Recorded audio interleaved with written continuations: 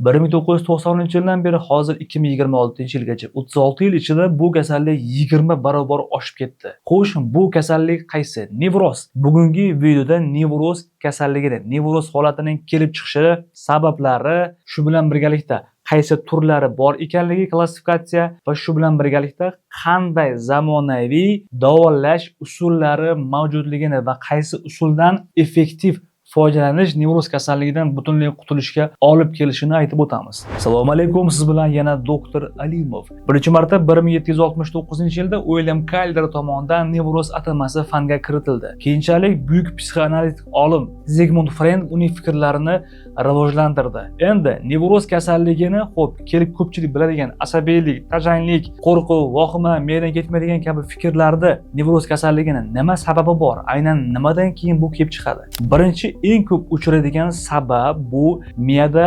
mediatorlar disbalansi. Ya'ni mediator degani bu insonni bitta hujayradan ikkinchi hujayraga miyasida informatsiya tashuvchi moddaga aytiladi. Bular ko'proq adrenalin, noradrenalin, asetilxolin, dopamin kabi moddalarda o'zgarishlar ham nevrozga sababchi bo'ladi. Ikkinchisi bu ko'pincha bu konflikt, oiladagi ijtimoiy munosabatlarning yomonligi, er-xotin o'rtasidagi munosabatlar, ota-farzand, ona-bola o'rtasidagi munosabatlar ham buzilganligi. Uchinchisi sotsial nostabillik. Insonlarni ko'pincha ayniqsa 21-asrda bu sotsial buzilish, pul topishda muammolar, jamiyatdagi bir muammolar tufayli ham nevroz rivojlanish ehtimoli o'ta yuqori. Shuningdek, surunkali stress. Ish joyida, oilada, umuman atrof muhitda surunkali stressning ko'pligi. Eng ko'pi uchraydigani bu nevrozi borlarni yaxshilab e'tibor bersangiz, yoshligida o'sha psixotravmalar olganligini ko'rishimiz mumkin va eng ko'p uchraydigani bu nasliy moyillik. Nasliy ham nevroz o'tishi mumkin. Ya'ni kimda nevroz bo'lsa, yaxshilab so'rasa, otasida, onasida yoki yaqin qarindoshlarida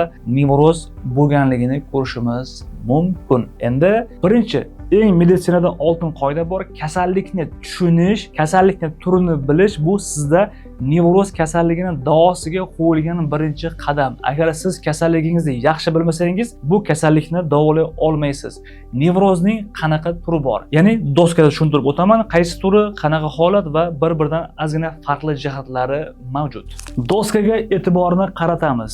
Aqlli insonlar doim kasallikni tushunishga harakat qiladi. Ya'ni nevrozning asosiy turlari, uni ichidagi guruhlarni biz bittalab tushuntirib o'tishga harakat qilaman. Endi diqqatingizni bir joyga jamlashni iltimos qilib qolaman. Birinchisi bu tashvish buzilishlari. Bu MK butun o'sha kasalliklarning o'sha klassifikatsiyasi 10-11 bandiga yangi soniga binoan tuzildi bular. Bu eski atama bilan emas, hozirgi 2026-yildagi klassifikatsiya bu. Birinchisi tashvish buzilishi. Tashvish buzilishining asosiy belgilari. Bu trevojniy расстройство deyiladi rus tilida. Ko'proq bu insonlar doim ichida betoqatlik, qo'rquv, xavotir, o'zidan qoniqmaslik hissi, o'lib qolaman degan ayrim paytda vahimalar, qo'rquvlar. Ya'ni bu qo'rquvlarni bemorda o'zi ham his qilib turadi, lekin his qilganda bu shunchaki qo'rquv hissi ekanligini, o'lmasligini ham yaxshi biladi, lekin buni o'zi boshqara olmaydi. Shuningdek, tanada nafas yetishmaslik hissi, to'satdan qaltirash paydo bo'lishi, tomoq qanoti tiqilishi, yurak sohasida og'riq, tanada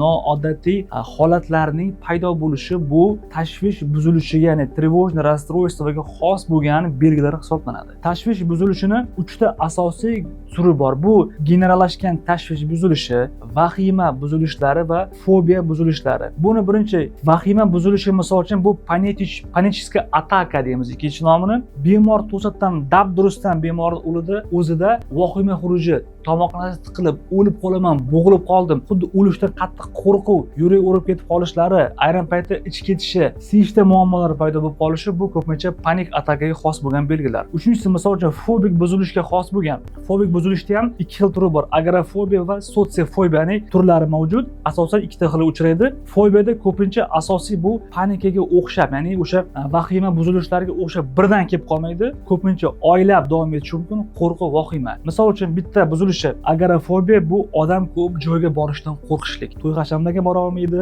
bozorlarga bora olmaydi, qo'rqadi. Ikkinchisi sotsiofobiya, ya'ni ko'pincha bu katta bir insonlar to'plangan joyda chiqish qilishga, notiqlik qilishga, so'z aytishga qo'rquv. Bu ko'pincha fobik buzilishlarning tipik belgilaridan biri edi. Aynan mana shu tashvish buzilishlari juda ko'p uchraydi. Bu videoni qayta ko'rishingizni tavsiya qilaman simptomlarni. Ikkinchi guruh bu obsessiv kompulsiv buzilishlar. Obsessiv kompulsiv buzilishlar nima degani? Soddaroq tilda tushuntirishga harakat qilaman. Insonni o'zida, ya'ni obsessiya degani shilqim g'oyalar, shilqim fikrlar uni miyasidan tark etmaydi. O'sha fikrlarni qayta qilishi mumkin. Kompulsiya bu o'sha stereotipik doimiy qaytariladigan harakatlar, ishlar. Misol uchun obsessiv kompulsiv buzilishning asosiy belgilari. Birinchi, misol uchun obsessiyadan boshlaymiz. Ya'ni miyadan ketmaydigan, doim o'sha yopirilib keluvchi, miyani tark etmaydigan fikrlar. Ikkinchi holat esa nopoklikdan qo'rqish. Ko'pincha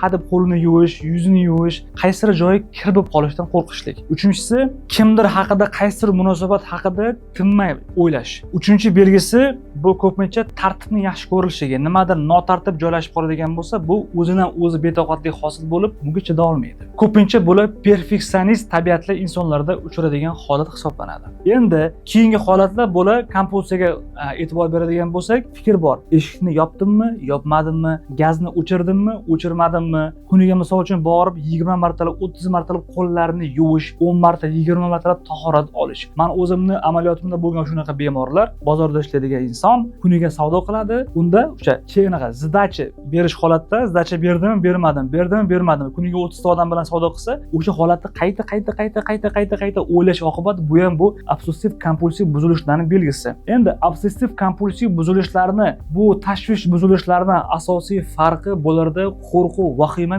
juda kuchli bo'lmaydi bularda. Ya'ni o'lim hissi, o'lib qolaman degan hissiyot, misol uchun fobiya, qo'rquvlar unchalik ustun bo'lmaydi. Farqli jihati shu. Uchinchisi, stressga o'tkir buzilish va adaptatsiyaning buzilishi. Bu nima degani?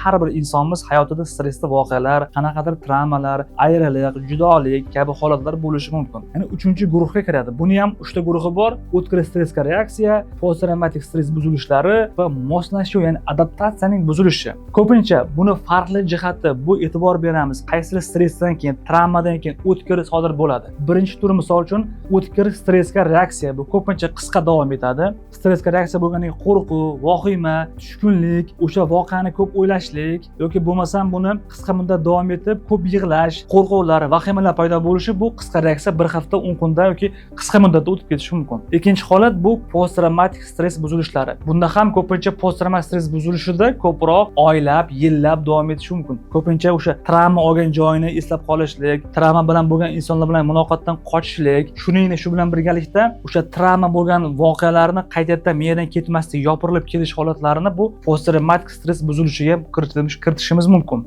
Uchinchi xilimiz bu moslashuv, ya'ni adaptatsiya buzilishi. Tasavvur qilamiz, ko'proq ilmiylikdan qochib bizni kuzatadigan insonlarga tushunarli bo'lishlik uchun keltirib o'taman. Inson bitta joydan ikkinchi joyga ko'chdi yoki bir oiladan ikkinchi oilaga bordi. Albatta o'sha paytda qaysidir muhitga moslashuv jarayonida bularda ham o'sha moslashish jarayonining buzilishi bilan kechuvchi 3-tur hisoblanadi. 4-tur esa bu somatoforum buzilishlar. Mana shu 4-holat ham oxirgi paytda juda ko'p uchramoqda va juda ko'p holatda noto'g'ri davolanib kelishadi. 4-sini somatoforum buzilishlar ham 2ta guruhi bor. Bu somatik va ipokondrik buzilishlar. Somatoforum buzilishlarda e'tibor beramiz, yaxshilab eshitamiz. Bu insonni ko'pincha yuragi og'riganday, tanada kuyganday, tanada og'riqlar paydo bo'lganday, ya'ni ko'chib yuruvchi og'riqlar, nafas yetishmaslik hissiga, o'pkada kasallik borday, yurakda kasallik borday, oshqozon ichakda muammosi borday tuyuladi, lekin boradi vrach qabuliga, hamma tekshiruvdan o'tadi, MRTmi, laboratormi,